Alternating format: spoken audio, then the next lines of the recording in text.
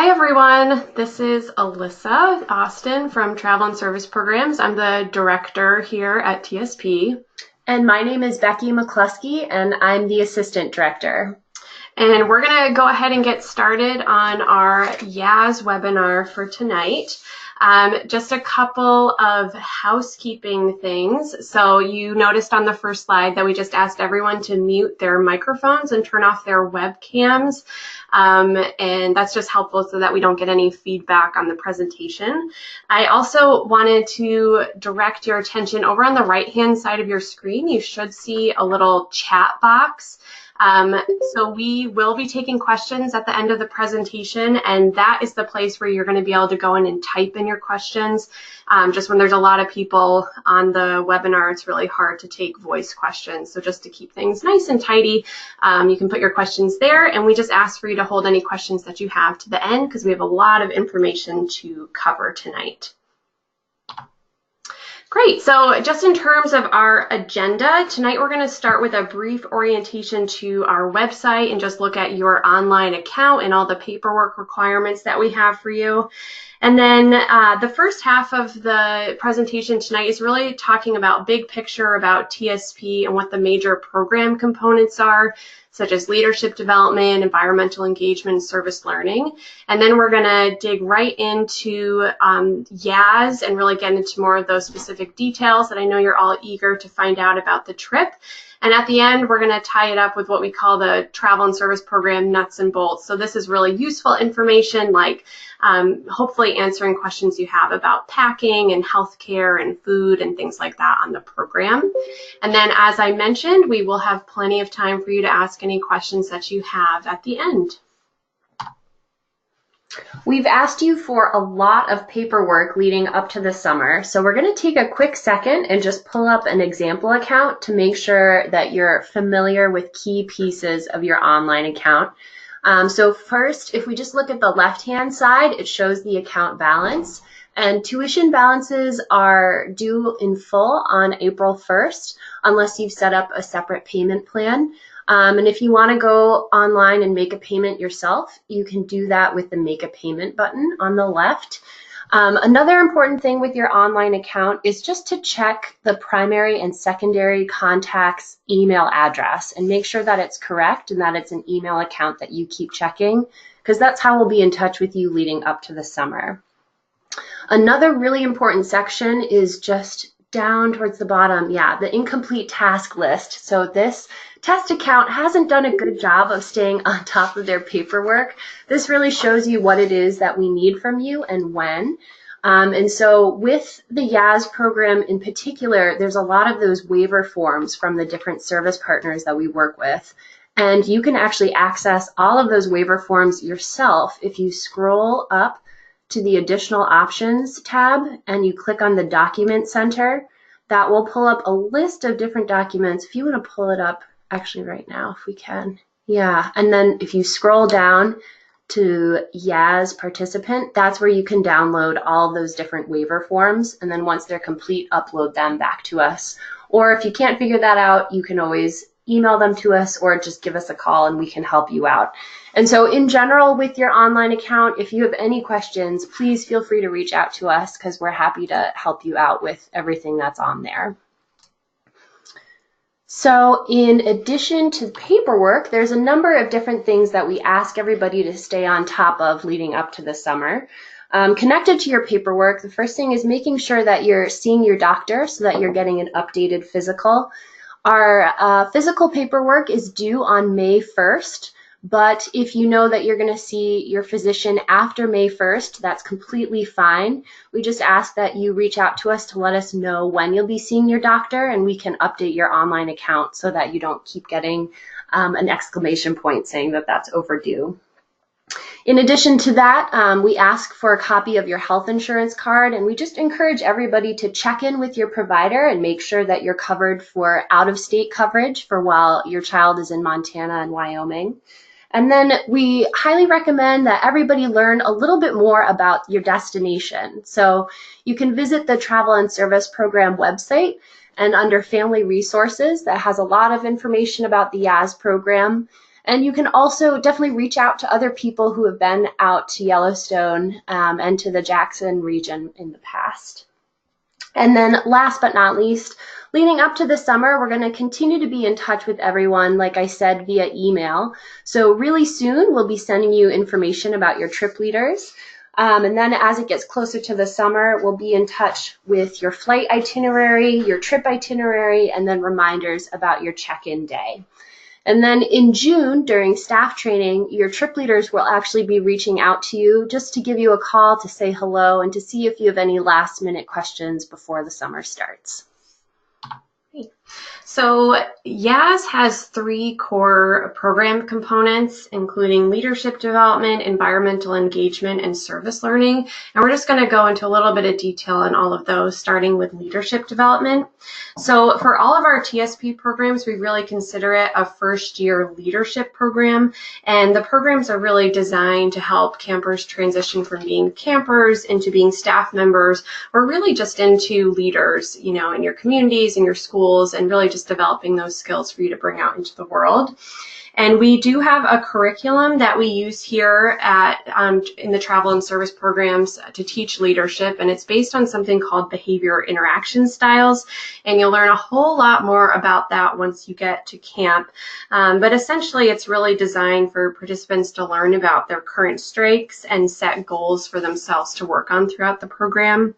So all participants will meet with their trip leaders 3 times formally throughout the program, which is a really nice mentoring relationship.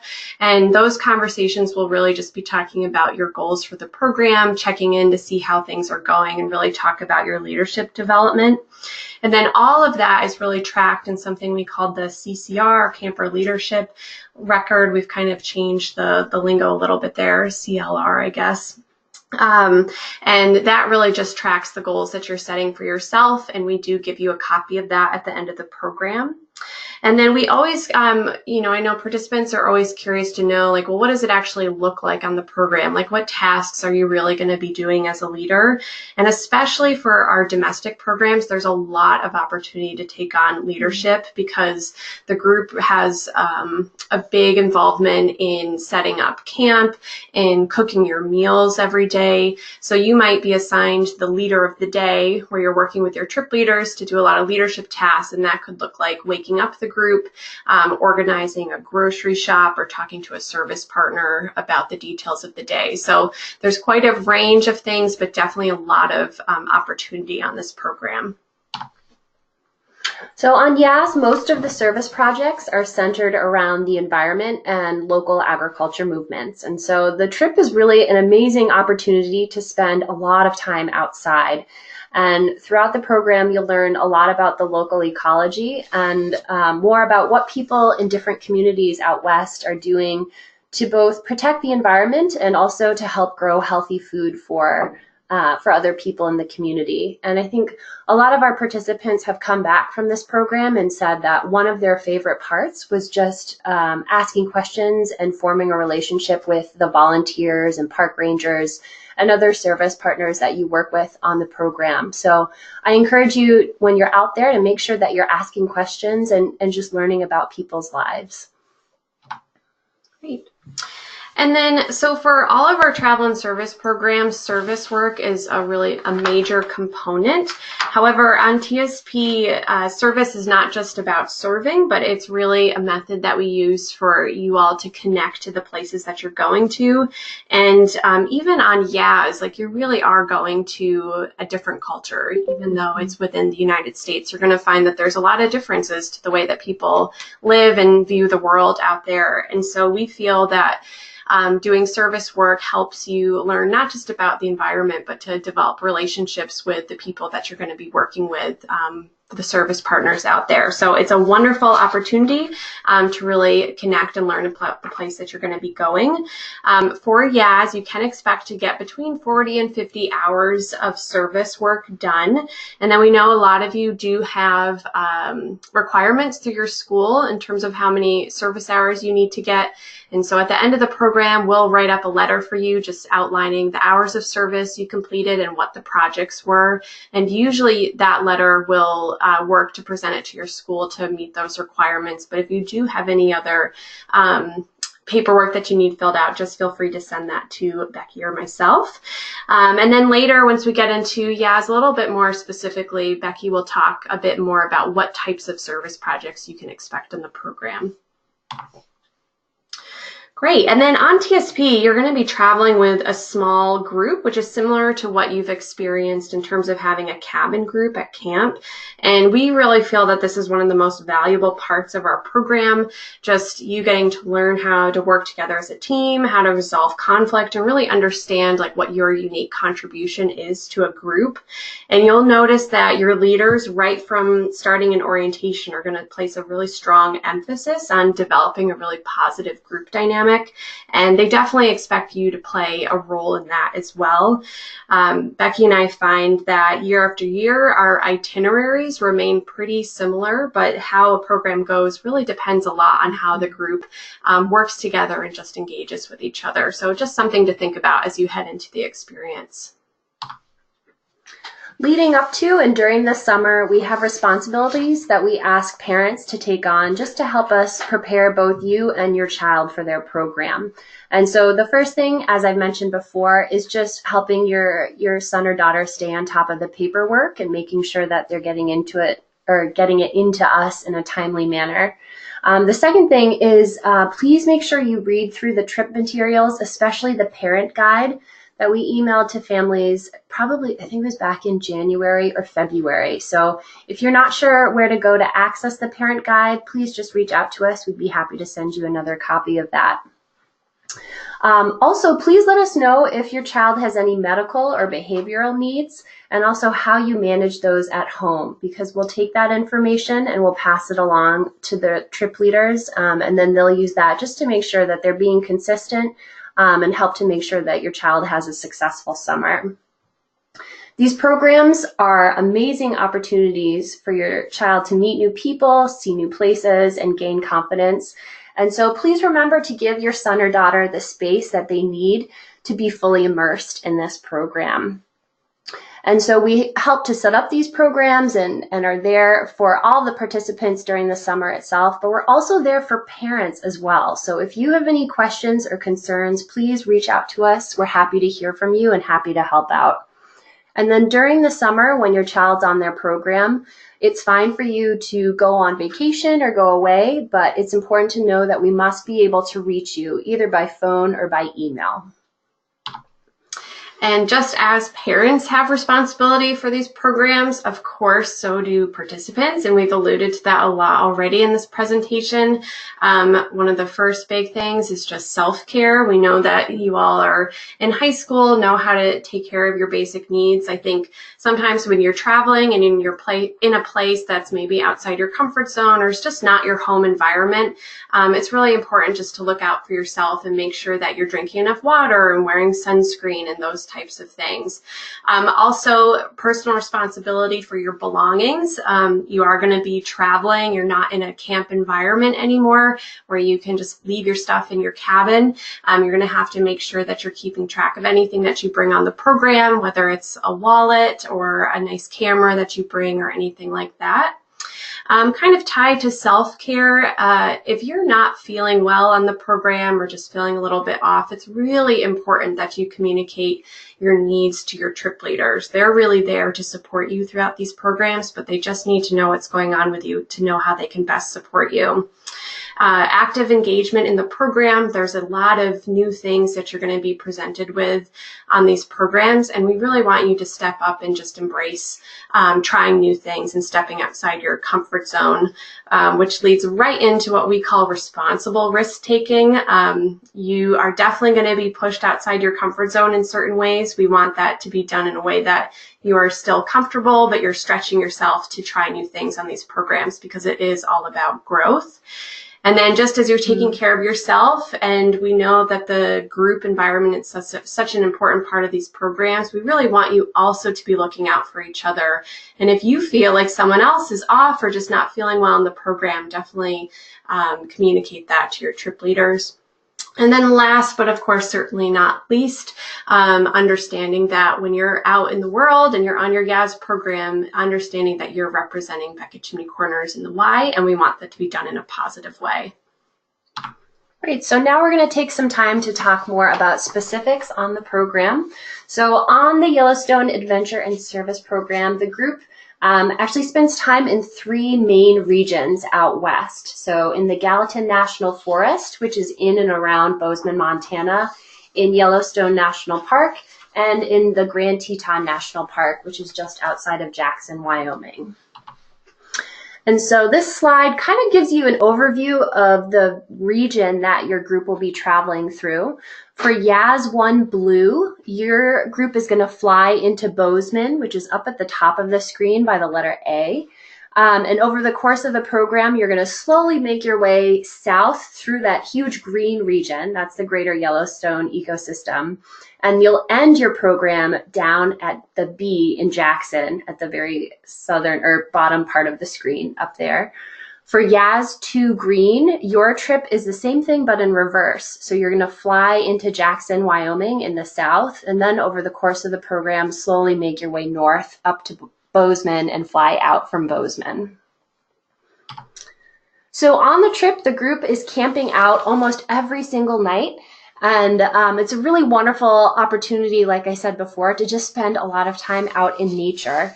There is one common misconception with YAS. So the group does not do any true backpacking on the YAS program. What they do is what we call camping in the front country. And so that means all the campgrounds, for the most part, are accessible by roads, but they're often still in very remote locations. There is one service project this summer where the group might be hiking in a mile or two to get to the service site, and our partner said they might be able to camp at the location, but all the other campgrounds will be accessible by road. It's important to remember, too, that it can get very cold out there, especially at night, and that it is much drier out west. And so past participants have come back from the program and really stressed the importance of making sure that you have chapstick and sunscreen. If you get a dry nose, having saline nasal spray is really helpful. Really good moisturizer is really helpful. And also just to make sure that you're drinking a lot of electrolytes and enough water throughout the program. There's lots of really beautiful wide open spaces out west. And so to get the group from one place to another and to get all of your gear from one place to another, your trip leaders will be driving the group and the gear all around in a mini activity bus like you see pictured here. And so the leaders go through a mini bus training here at camp during their staff training. And then during the program itself, a lot of participants have said the time on the bus is actually a really nice time just to relax and kind of take in the views between service projects. And in some cases, the bus has actually become like a mini mascot throughout the program. So almost all of the service on the YAS program is physical in nature. And so that could be anything from helping to remove barbed wire fencing to helping to build animal-friendly fencing like you see in this picture, to removing invasive species or helping with a painting project. And so as I mentioned before, please make sure that you're bringing 2 water bottles and that you're staying hydrated throughout the day. I think especially with the service projects too, it's really important just to remember to pace yourself. Some of the projects are just for 2 or 3 hours, but some of them are all day. And so you don't want to spend all of your energy in the first 30 minutes and then be tired and not be able to contribute. So make sure you're pacing yourself so that you can keep helping out throughout the day. And the other thing to keep in mind with that too is just to make sure that you've got a good pair of jeans or Carhartts, some type of sturdy pants that you can wear. Leggings are great on a free day or a down day, but with these more rugged service projects, you really do want a good pair of jeans. The one main social service project on the YAS program is with the Gallatin Valley YMCA. And the Gallatin Valley Y is great. They run a number of different day camps in the Bozeman region. And so your group will get to spend a few days with 1 or 2 of their day camp programs. And historically, we've worked with a lot of their younger kids. So anywhere with campers anywhere from 5 to 9 years old. And kids in that age range especially tend to have lots of energy. And so I think it's been a really nice learning experience for past participants just to take the games and the songs and the values, the things that you've learned here at camp, and to be able to share it with the kids out there. So you'll definitely be very busy with service projects, but we also want to make sure that you guys take some time just to explore the area as well. So while you're out there, you'll spend 2 days with professional guides within Yellowstone. And the first day with the guide, you'll learn all about the various types of geothermal activity they have within Yellowstone and that it's famous for. And then the second day, you're going to wake up really, really early and head out to a region called the Lamar Valley. And you'll set up binoculars and spotting scopes like you see in this picture, and you get the chance to take in the amazing wildlife that they have out there. Which is a great segue to talking about the wildlife. So there's lots of really amazing animals that they have out west that we just don't have in the Northeast, including bison, like you see pictured here, and brown bears or grizzly bears. And so your trip leaders, as part of their staff training, will go through a bear safety training. And on the program itself, they always carry bear spray with them. And so for you, during your orientation here at camp, you'll also talk about bear safety. And then when you're out west, you get to put that into practice. So that means doing things like storing your food always in bear safe locations, making sure after meals that you're doing a really thorough job of cleaning up the campsite and leaving it food free. And that whenever you go out on hikes, that you're always traveling as a big group. I think when you're out west, the most important thing to keep in mind, and when you're in the Northeast, is just general common sense that with wildlife, they're wild, so you want to give them the space and respect that they deserve. So you won't be taking any selfies with bison while you're out there, but you should be keeping track of the different animals that you see because it is really amazing. So the group has a few different exploration days built into your itinerary, and what that means is that it's really time for the group to work together to decide what you'd like to do for the day. And so often that's a great time to take care of just general group needs. And so usually that means going into town to go grocery shopping for food for the next few days, or taking some time to get some laundry done, or as you see in this picture, to get some ice cream, which is always appreciated. Or sorbet. Or sorbet, yes. But we also encourage the group to definitely take some time and get out there and explore. So go hiking for the day, find a place where you can go swimming as a group, take some time to go out and take a picnic together, because there are so many great day hikes that you can do while you're out there. You also have 2 adventure activity days built into your schedule where the group will work with outside contractors who provide guides and the gear and the expertise to give you a fun-filled day. And so one of those days is with Exum, which is a rock climbing company in the Jackson area. And so they'll provide you with the ropes and the harnesses and the gear that you see pictured here. And the group spends the day climbing 3 different rock faces, and then you have the chance to rappel down at the end. And you also spend a day with Montana Whitewater, which is a rafting company where you spend the day rafting on the Gallatin River. So now we're heading into the final portion of our presentation where we're just going to talk about some more of the logistics related to the program. So for YAS, when it comes to packing, please do not bring a hard case suitcase. We recommend something soft-sided like a duffel bag works very, very well. And please remember that you want to stick to your packing list because your bag, it should definitely weigh less than 50 pounds, and it needs to be something that you would be comfortable moving in and out of that minibus. As a carry-on item, we highly recommend just bringing a school backpack, some type of small bag that you can use then when the group goes out on day hikes. And so I had mentioned laundry earlier. The way that works is the trip leaders provide the motivation to get it done. So they purchase laundry detergent for the group and then help get the group out to a laundromat where you can get your laundry taken care of. And so typically laundry gets done 2, maybe 3 times on the program. And so keeping that in mind, it's really helpful to bring many pairs of underwear and to be really strategic about the clothes that you bring. You want to make sure that you're bringing things that you would be comfortable re-wearing, and also things that, like I said before, will keep you warm when nights get really chilly, and that you're prepared in case it rains. So in addition to your regular bags, we encourage everybody also to bring a spare small bag with you to camp.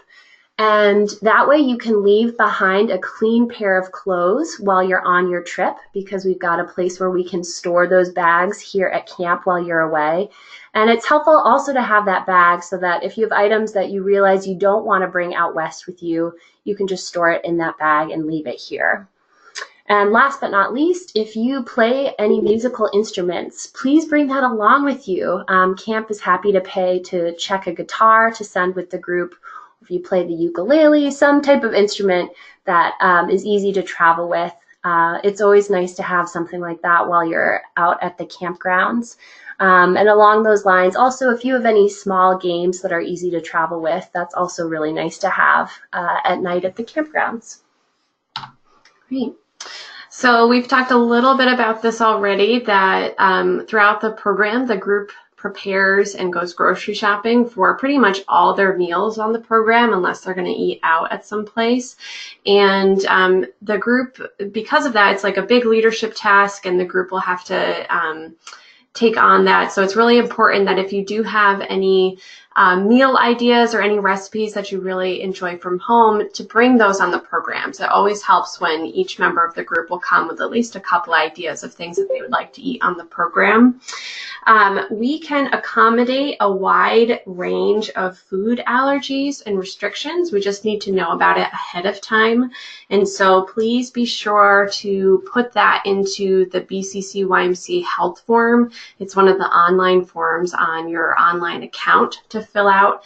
We'll definitely make sure that we can accommodate that on the program. We just need to know ahead of time. If you are worried about not having enough food on the program, fear not. I do always like to let groups know that I think because the group has so much control over preparing the meals going to this program, there's always a little bit of a trial and error phase, especially in the beginning of the program, just getting portions right, because the group really needs to figure out how much they're going to eat without creating a lot of food waste. So we've had some groups that have prepared too little food in the beginning, and some who have prepared way too much. So you and your group will really figure that out early on. But back to that self-care piece, if you feel like you're not getting enough to eat, or you're feeling like you're not getting enough of a variety, it's really important that you communicate that to your trip leaders pretty early on the program so that we can get that figured out for you. The group is together for most of the program, but there may be times when participants are not directly supervised by their trip leaders. And that would happen if the group was given free time, and that often takes place in a town where people are just interested in visiting shops, or sometimes just in a specific area like a wing in an airport terminal, for instance. And so before the participants are ever given free time, the trip leaders always go through a specific set of guidelines. And so I'll go through those right now. So the first is that campers always need to be in groups of 4 or more participants all together. And the reasoning behind that is just if one person were to get hurt or injured in some way, a second participant could stay with the first person and the other 2 people could go and get help. So again, you get to spend a lot of time with one another. It's really great. In addition to that, the leaders typically set some sort of boundary for the free time. So that could mean just like staying within the 2 blocks of a downtown area, or like I said before, in a particular wing in an airport. And then they always set either a specific check-in time or a meeting time and have a specific meeting location. In addition to that, we always make ID cards for all of the participants going into the summer, and you're expected to keep your ID card on you at all times, because that card will have contact information for us here at camp, and it will also have your a phone number so that you can get in touch with your trip leaders. Great. So soon you're going to be notified about who your trip leaders are. All of our trip leaders at this point are hired. We're just waiting to get all of their bio information together, and we'll send that off to you likely in the next couple of weeks, we are hoping. But just in general about our trip leaders, all of our leaders are 21 years old or older, and they're all certified in wilderness first aid and CPR. And then at least one of our trip leaders on the YAS program will be lifeguard certified because there is swimming. And then between like 90 and 95% of our leaders come from within our organization. So they've either grown up at camp and been camp counselors or program staff. We have staff that come up through our Berkshire Outdoor Center or work over at day camp. And anybody who does come from outside of our organization really comes on recommendation of somebody that's already worked for us. And really the big point for us there is that the result is that our staff really understand and feel connected to our community. These are not just trips, but we really see them as an extension of camp and want it to have a camp feel. So that's a big importance for us.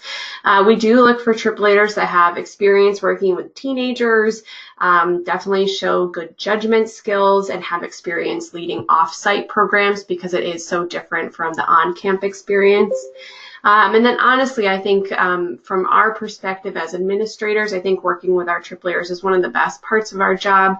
They're a really talented, fun group of people. We're really just wonderful role models for teenagers.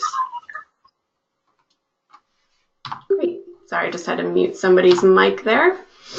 Great. So participants are not allowed to bring cell phones or devices that connect to Wi-Fi. And that's because we want to keep in line with the in-camp policies and also make space so that participants are able to really focus on the group that they're traveling with and the experiences that they're having. With that said, there are really two main ways for participants to keep in touch with their family members while they're on the program. So the first is through snail mail. So you can write letters back home if you're interested, and your trip leaders can help you out with getting postage so that you can get that back to your families. And the other way actually is using a cell phone. So we send the trip leaders out with a spare cell phone that participants are occasionally able to use to call their family members. But it's important to know that that's only when they have some downtime in their schedule and also when they have cell reception, which can be tricky to come by at times out west. And so it's also important for parents to know that our trip leaders aren't monitoring who is calling home or how often. And so I think it's helpful now to speak with your son or daughter just about how often you would like to hear from them. But also please make sure that you're being realistic with your expectations. The group is really busy throughout their time out west, and they don't have a ton of cell phone reception out there. So when and if campers do call home, they typically only do so once or twice throughout the program. For participants, if you've tried to connect with your parents and you haven't been able to, let your trip leaders know, because they can definitely work with the schedule and your itinerary and make sure that you have a chance to connect with your parents if you'd like to. Even if you're not hearing from your child throughout the program, you'll still be hearing about the group and where they are in the itinerary, because roughly every 7 to 10 days or so, the trip leaders will type up just a quick layout of where they are and what they've been up to, and then we'll email that out to all the families. So you'll still be getting updates, like I said, every 7 to 10 days or so on what the group is up to. And then during the summer, if you need to reach your child at any point, the fastest way to get in touch with them is to call us. So over the summer, we'll carry 2 on-call cell phones with us 24/7 throughout the entire summer. And those 2 phones get rotated between Alyssa, myself, and Olivia, our program assistant. So you can reach us at any time of day or night, and we'll help you connect with your child as soon as we're able. Great. So all of the participants that go on our programs do, as you know, have to go through an application process, and we do have a screening process in place. So in terms of behavior management, we feel pretty confident that all of you are mature enough and ready for this experience. But we do like to be very clear right from the get-go about what our behavior expectations are for participants. And one of the key things we always like to let families know is that we do have a set of rules that we call our non-negotiable rules. And these are really 5 big things that if they were to even happen once on a program and the leaders found out about it, it would just mean an immediate send home from the program. And in addition to that, it means that you cannot apply for a program the following year. So that means that if you're finishing the 9th grade and you have your heart set on an LIT program, you would not be eligible to apply for that program. So the consequences are pretty serious, but it's definitely in line with the offenses. So I'm just going to go through those just so everyone's aware. So the non-negotiable rules are there's no drinking on programs, drinking alcohol, any smoking of anything that's additionally illegal. So just as an example, we once had a participant that shoplifted on a program. It's obviously not appropriate on our programs. Any sexual activity and any breaking of our supervision contract. And the supervision contract, that's really something that the trip leaders will talk to participants about once they get up to camp. Because, that's not that you got up and went to go to the bathroom and your trip leaders didn't know. Like, obviously, that's not a serious offense. But the idea is that your trip leaders really should know where you are throughout the program. And as Becky mentioned, she went into a bit of our supervision guidelines. It's really a safety concern if you are not, if the trip leaders are not aware of where you are. So they'll go into more detail with you with that so that you understand how that works on the programs, but just so you're aware. And then I always like to let families and participants know that we have sent participants home from programs for reasons outside of the non-negotiable rules. And we do try to have a very fair process. We're not trying to catch anybody doing something bad. We definitely want to make sure that we're having a conversation if there is some behavioral issues happening. But we also just understand that on a 4-week program, even something that's a minor behavioral distraction, when it's happening over the course of 4 weeks, can really start to drag down a program and just the energy of the group and the energy of the trip leader. So we really want to make a good space for positive interaction and make sure that those behavioral issues aren't happening. So we typically have like a 3-step process, and that can be, a little bit dependent on what the issue is. But if something's coming up that's becoming a frustration on the program, of course, our trip leaders are first just going to meet with the participant, get their point of view, and have a conversation about it and ask for a change. If the change is not happening, then we would likely loop parents into the mix. Our trip leaders will reach out to us and we'll try to get your advice for how to manage the situation. And then if things are really not making changes at that point, we likely would start to think about taking a participant off the program. So just so you're aware of our process, again, we really want to be fair, but also are very protective of the experience for other campers on the program. Spending money. So your tuition covers all program expenses like food and activities, but most participants like to have some extra spending money just for things like snacks and souvenirs. And so if you do decide to bring some spending money, we recommend bringing no more than $200. And we often advise families to bring it in 2 different forms. So we suggest bringing around $60 in cash and then about $140 on a debit card. And so for participants, if you're using a debit card for the first time, please make sure you find out your PIN number before you start your program. And also for participants, it's important to know that you'll be responsible for carrying that debit card and also any of the money that you bring with you on the trip.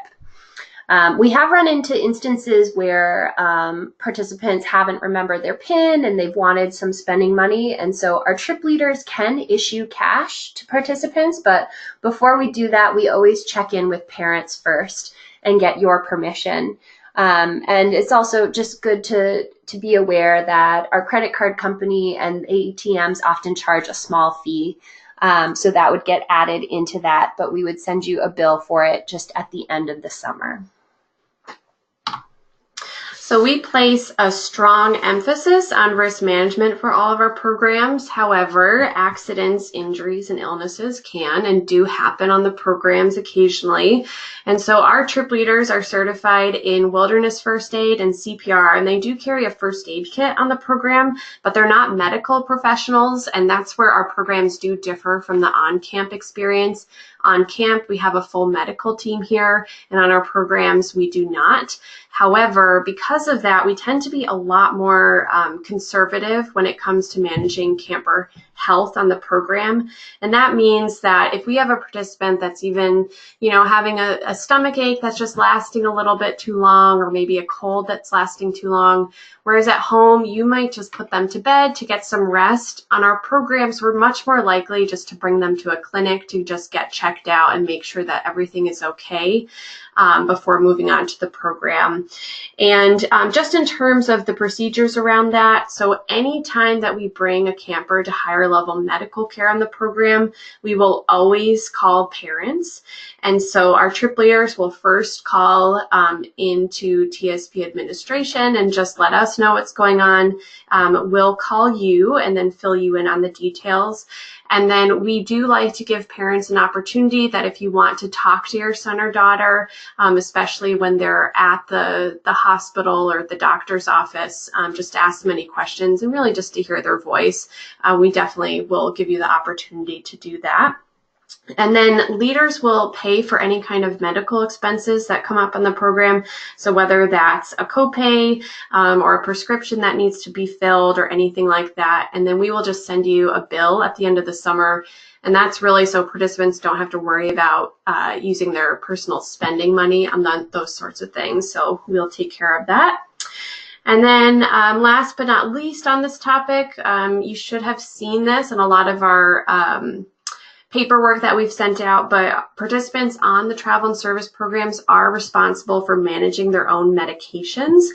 So if you do have any prescriptions that you're bringing, first, make sure that when you bring them to camp that they're in their original bottles. We know a lot of families like to send those like little Monday, Tuesday, Wednesday, etc. pill boxes. They really have to come in their original containers. And then, of course, make sure that they're not going to expire or anything like that. Just some little details to note that have come up in the past. And then, yes, so participants really, once they get out on the program, are responsible for taking their own medication on time and things like that. So if that's something that you are not super comfortable about right now, definitely we urge parents to help participants get into the habit of taking those now so that they'll feel really confident once they get into the program. Transportation. So we work with a local bus company to get all of our groups from camp out to the airport and back again at the start and end of their program. For YAS 1 Blue, your group will be flying on American Airlines, and YAS 2 Green, you'll be flying on United Airlines. So again, YAS 1 Blue is on American, and YAS 2 Green is flying on United.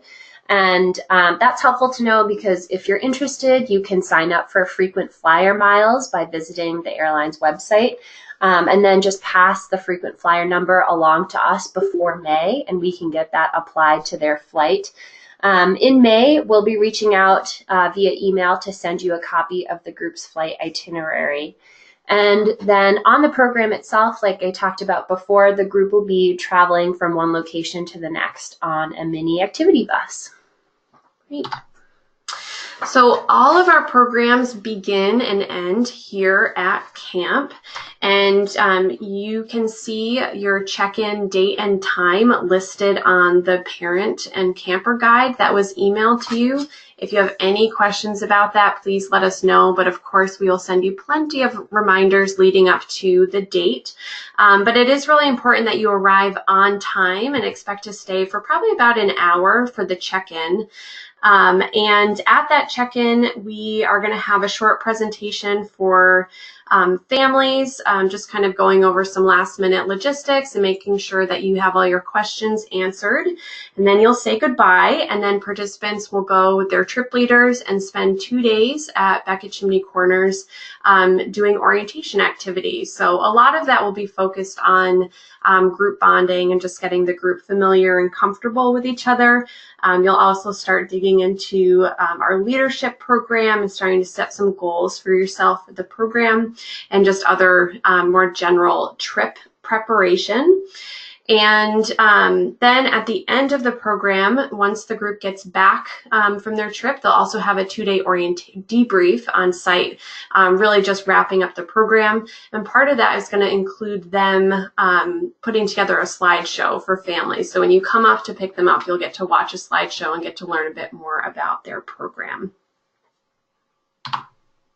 Wonderful. Well, we have made it to the end of our presentation, so thank you all for joining. We're now going to open it up to any questions that you have. So if you do have a question, if you can just find the chat box that's over on the right-hand side of your screen, and you can just enter in a question, and we'll give you a little bit of time and just answer them as they come in.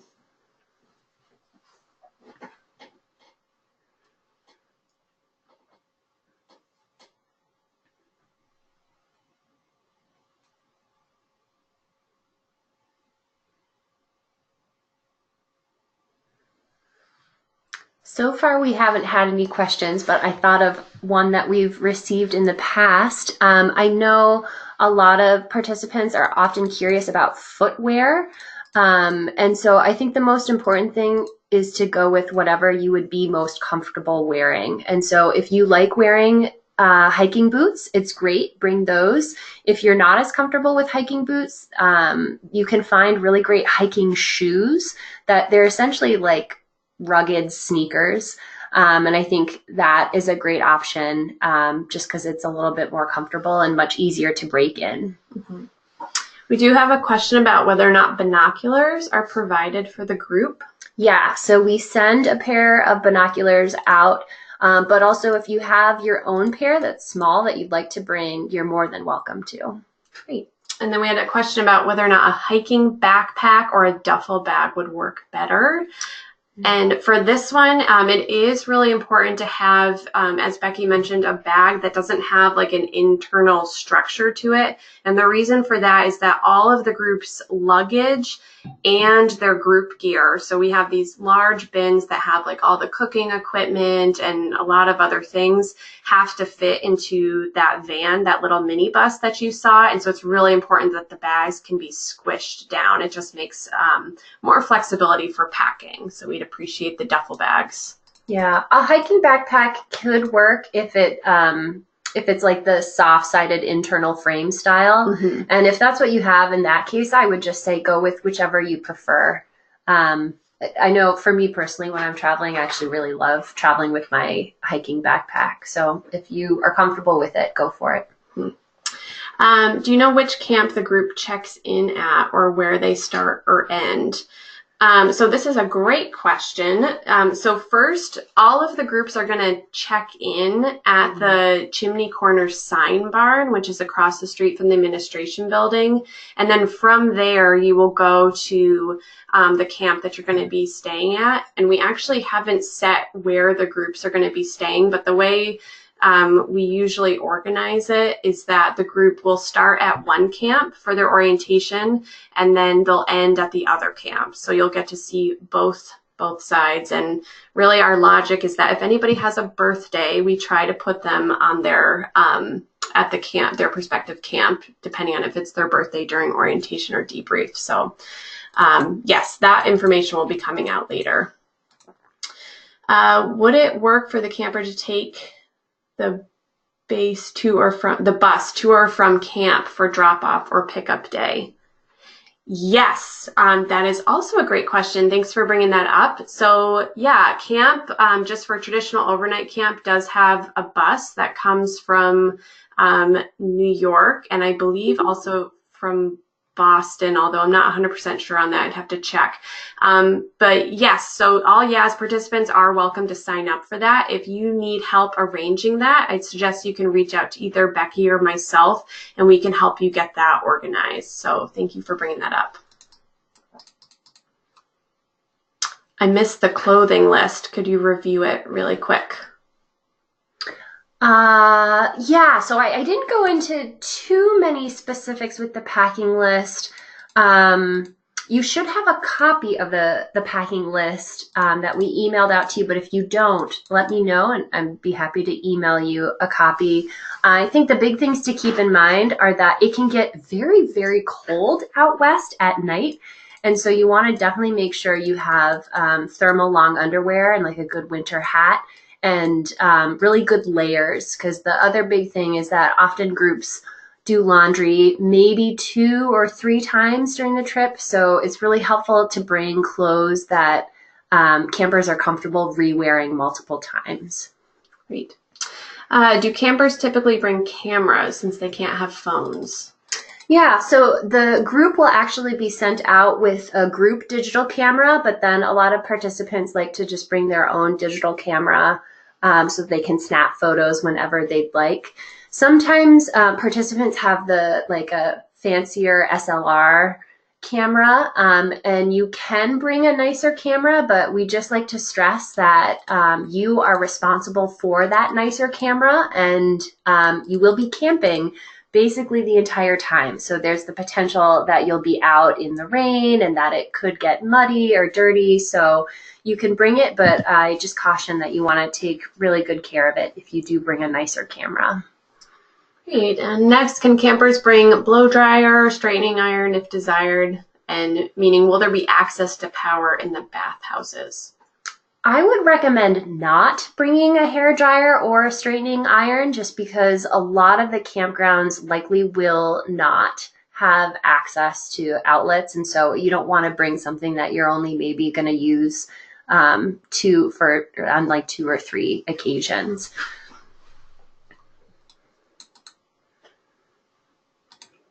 What about bringing a flip phone? Yeah, so again, participants are not allowed to have their own cell phones on the program, but our trip leaders will have a spare cell phone that the campers occasionally will be able to use to call home themselves. So that includes, like, if it's an older flip phone, that's actually what the trip leaders will be carrying for the participants. You can't bring it on the program. I will say though, if anyone is like flying to the US or flying to camp from far away, participants can bring a cell phone with them, and then we'll store them here at camp so that when you're flying back home at the end of the program, if you're on your own, you do have your phone. Great. Can campers bring fishing rods? That's interesting. We've never really had that question before. You know, I would think yes, but my one question would be, I'm not sure if you need to have like a license out there to actually go fishing in the locations that we are. So follow up with us after the presentation. We can do some digging to find a little bit more information about that. Can campers receive emails like they do at camp? I'm going to say no on this, just because of access. They don't have a lot of opportunity on this program to go to places that they would be able to get on the internet. Yeah. So yeah, the communication is a bit limited in that way.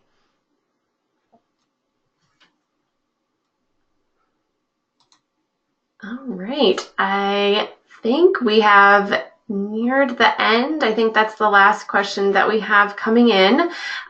So on that note, I just want to thank everybody for attending. Here's our contact information.